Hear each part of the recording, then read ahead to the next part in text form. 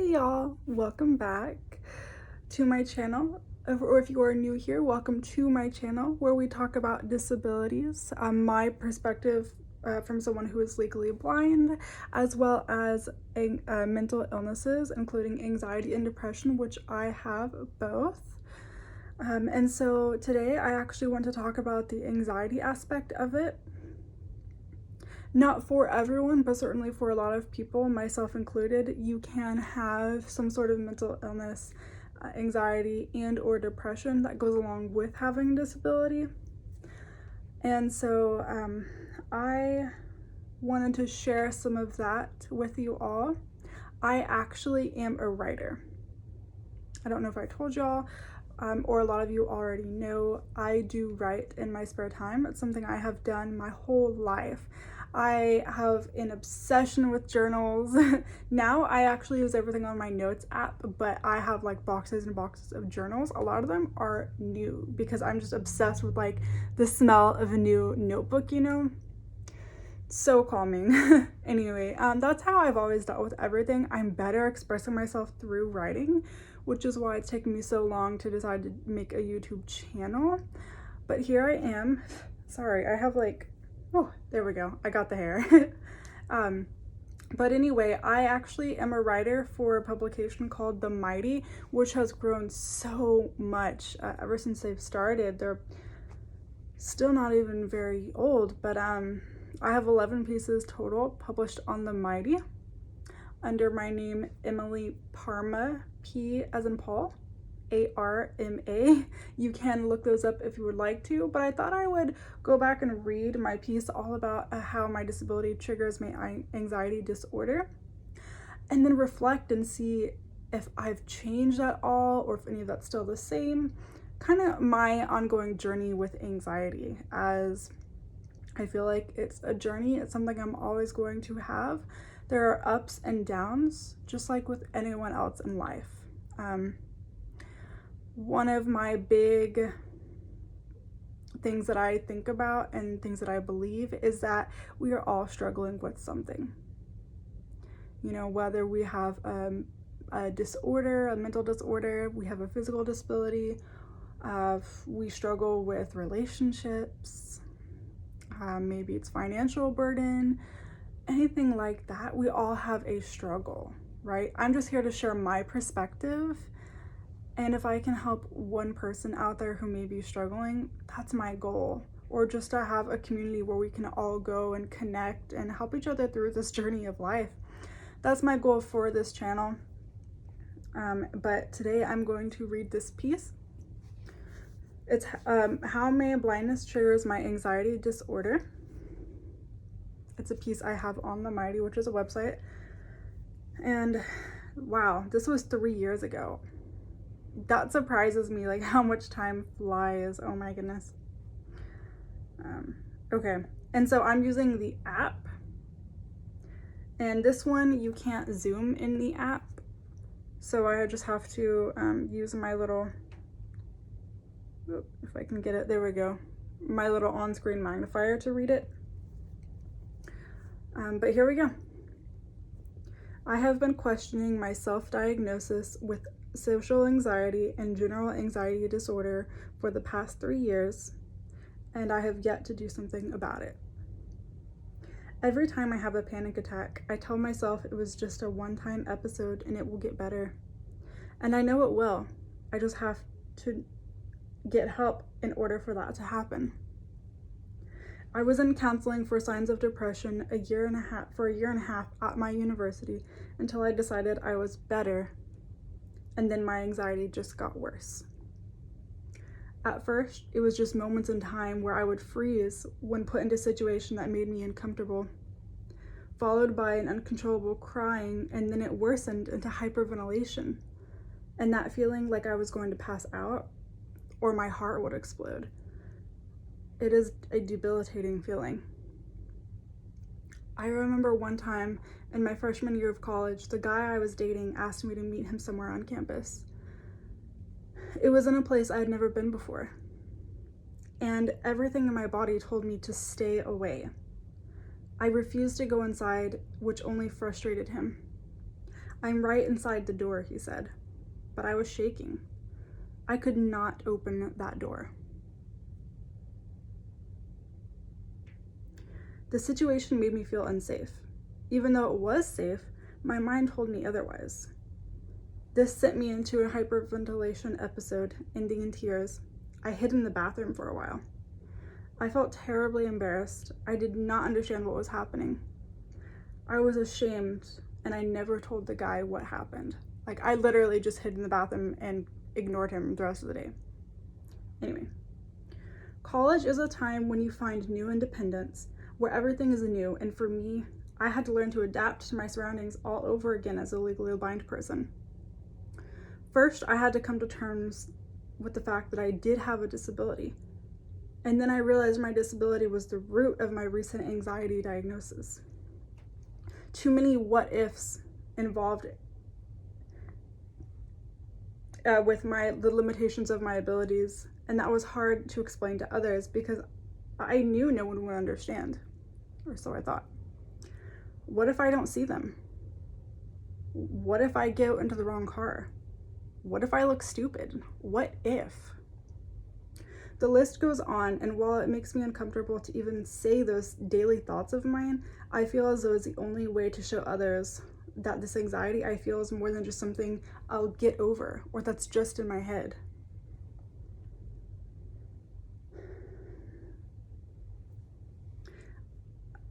There is so much stigma with the word anxiety because everyone gets nervous. Everyone does not want to do things. But when it interferes with your life, it's more than just a feeling. It's a real problem. For me, I automatically assume a new place is unsafe until positive experiences happen there, which slowly builds my confidence and calms my mind. This is the difference between an anxious person and a non-anxious person. People without anxiety do not worry until something bad happens, usually. Let me also put it this way. A non-disabled person can usually get up and go to the store if he or she wishes. I cannot. I must always be thinking of these next steps ahead. I generally always have anxious thoughts in my head about the unknown in any given situation. This is my normal. It's a problem when these thoughts in my head get too loud and cause me to have a panic attack. There were many times within the past 2 years that I had to bail on friends because I had a panic attack. And at the time, I couldn't tell anyone. I didn't know how. I didn't didn't want to hang out with them, but I didn't know what was going on. The truth is, I wanted to tell them. I didn't even know what was happening to my own body. But now I know. There was another time when my now husband and I were going to hang out with some friends. Well, he was going to hang out with them, and I was going to get a ride to my other friend's apartment, and I just couldn't do it. There were too many variables in this situation, too many what-ifs to consider, and I just froze.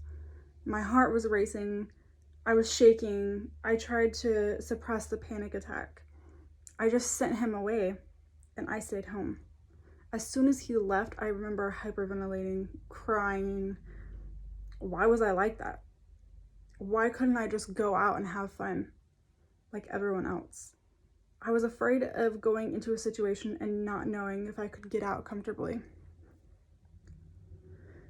I became emotionally exhausted with these worries. I couldn't even go out with my own friends, let alone make new friends. I remember one day when my husband came home from class and said, "You have social anxiety disorder." I didn't believe him. I'd never heard that before. But as I read about it, I came to believe this as well. I'm great at one-on-one conversations and close friendships, but when it comes to being around groups of my peers, it takes all of my strength to speak out. I'm literally processing the sentence before I say it a million different times and think about what they might say in return and trying to monitor my breathing while I'm doing that. Social anxiety is the fear of social situations among one's peers. This is how I'm able to teach and to get up and speak in front of younger people, but not in my own college classes. My anxiety has two faces: the part that results from my disability and the part that comes out around other people. I could no longer go out with friends, and this scared me to death because I love people. I had to do something, despite one part of me also feeling anxious about going to the doctor. When you go to the doctor about mental health issue, you fill out a questionnaire about how you have felt in the past 2 weeks. Question like feeling anxious or withdrawn, your ability to sleep, and your desire to self-harm. Then the doctor comes in, discusses your answers, your life, and comes up with a solution. I did not want to try any heavy medication, but I knew I wanted to try something. The doctor was very supportive and in agreement about not putting me on addicting medication or something I was afraid would totally change who I am. She prescribed me an SSRI. I tried it for a month. It did not help me if I was about to have a panic attack. I also found it made me yawn excessively. I know you might think that sounds funny or odd, but the yawns were like my entire body yawning. It was uncomfortable and it did not help me in anxious situations, so I went back to the doctor.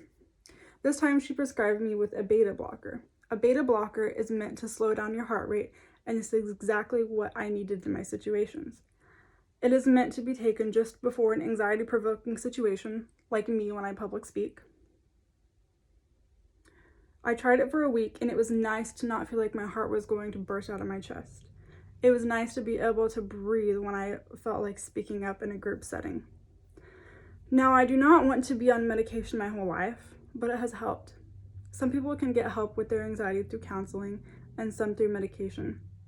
I chose to try medication after having tried therapy, and it has worked for me, and that's what matters. I should not feel worried about what people will think of me if they find out I take medication for my anxiety, but I did. Even though society has come a long way in accepting mental health is as important as physical health, there is still judgment in the world surrounding medication for mental health. But if you take medication for a cold, you should be able to take medication for mental health. It's as easy for people to say anxiety or depression is all in your head, but the truth is that mental symptoms are actually physical too. When I have a panic attack, it includes increased heart rate. When someone's having suicidal thoughts, it could be tracked back to chemical imbalance. You can also make yourself physically sick by worrying too much. So why are people still saying that mental health is all in your head? This is my journey through anxiety, and I'm happy to say I found a solution and there's nothing wrong with it. Editor's note, the person who edited this article said, please see a doctor before starting or stopping medication, which is true. Okay, let's talk about it. To this day, I still struggle with anxiety. It's gotten a lot better since I have graduated college. I work from home, customer service over the phone. While I do talk to people while I'm working, that's chat-based. I don't have those face-to-face interactions, and that's what I struggle with more. So like even at church and Sunday school, I struggle to even like speak. So that's still a struggle, but it's been so much better when I don't feel like I have to, I don't know, the classroom is just different, you know? I don't have to interact as much with people now, so my anxiety got so much better. As far as the beta blocker I was on, I don't have it anymore because I got pregnant. My daughter is 1 year old now, but then whenever I was pregnant with her for that 9 months, I couldn't take it. So I haven't actually taken that medication for 2 years, but I also haven't been public speaking. So I haven't needed it. I have had some anxiety attacks, not full panic attacks where I can't breathe, but there are other like anxiety symptoms that you can have where, you know, your body shakes, you can't breathe, not to the point of hyperventilation, but a little different, and that can be kind of confusing if you haven't gone through it yourself. But I have experienced so much anxiety. Part of that was postpartum anxiety, and I just know my triggers now. But I will say 3 years ago, I was still in college. And so I was attending counseling at the university, the Student Health Center. So when I graduated, I hadn't gone. And so my anxiety got so much better, but my depression was at an all-time high. And to be honest, I'm still a little bit nervous to talk about that. But depression is something I've gone through ever since middle school. And so I'll probably talk about that in a separate video. But I'm not on any medication now, but because my depression got so bad, my anxiety has been manageable. I've gotten better about telling my husband, hey, I need a minute, I'm overwhelmed, can you take the baby for a little bit? Or if we have company, he knows that I may need to step up and take a bath. I've gotten better about how I react to that thanks to the help of therapy. But because my depression was at an all-time low this past year in 2019, I went to therapy. I don't want to say professionally because it's not to say that they weren't professional at the university, but actually like adult therapy out of school, like, and it was hard to get into because while they did call me back, it took them a while to call me back. And then of course I had to sign all this paperwork. We had to go through intake forms where they asked all these questionnaires and then treatment plans, and it has helped me so much. So anxiety has been great. I still do experience it, but I'm not on medication. I go to once a week appointments, and it's been so helpful. If you are struggling at all, I highly recommend, at least going for a consultation appointment. Don't suffer alone. I don't think it's normal to be experiencing panic attacks on a regular basis or mental breakdowns, for depression or anything, but you're not going to know if it should be normal or not if you don't tell anyone that you're struggling. We need to have that open dialogue with each other. So anyway, that's a little bit of my journey, a little bit of perspective of where I was 3 years ago and where I'm at now. It's an everyday struggle. Like I said, I haven't had any recent full-blown panic attacks. They are kind of a spectrum though, from severe to moderate. One interesting thing though that has happened in the past 3 years, like after I wrote that article, is I get back spasms. If any of you experience that, please tell me I am not alone. It sounds crazy. Well, I think it's crazy because I don't know anyone else who experiences this. Back spasms. Like when I'm anxious or stressed out, or like I'm going to be late to something and I'm rushing, my back will spasm, like shoot pain in my lower back. It hurts so bad, sort of like a leg cramp, like that. I should probably get a massage, but anyways, not a priority at the moment. If you do experience any symptoms like that, let's talk about it. We are not alone and we don't have to struggle alone. That's what this channel is for. So thank you for watching, and I'll see you in the next one.